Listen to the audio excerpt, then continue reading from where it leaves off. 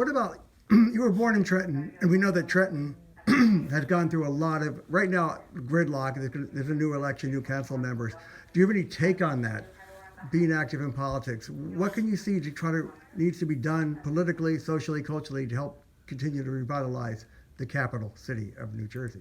Well, I think from the results of this past election, I know there's still two runoff election coming up, and then next week and maybe early next year about filling the seats.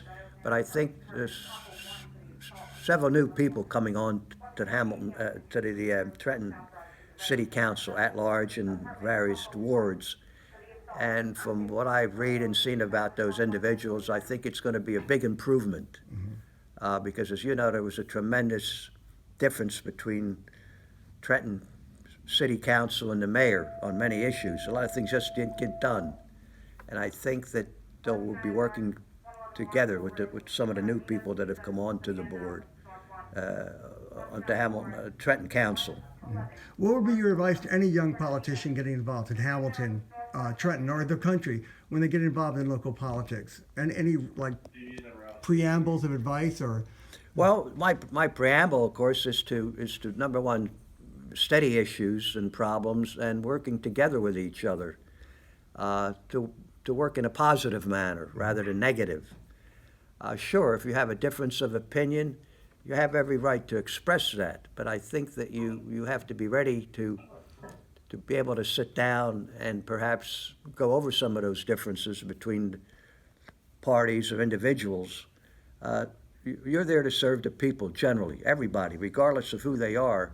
Once you're elected, in my opinion, you're there to serve everyone, regardless of their other politics and all. And I think that's one issue that helped me in my political career, because if some individual had a problem or an issue, but they were of the other party, I did my best to work with them or give them issues on how to help themselves.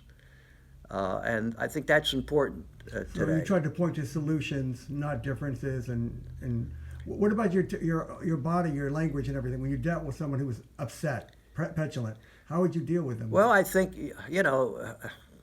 everybody's different, and it could depend on their issues at that time or personal issues at that time, and that can differ from time to time. But I think what you need to do is to be able to listen to people, number one. Right. Listen and do it for real.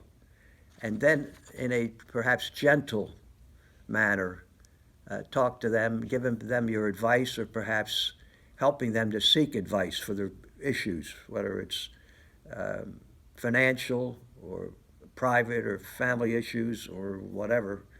I think you should be doing that and doing it in a careful manner, but showing that you're really interested and you want to help them. What we call empathetic listening.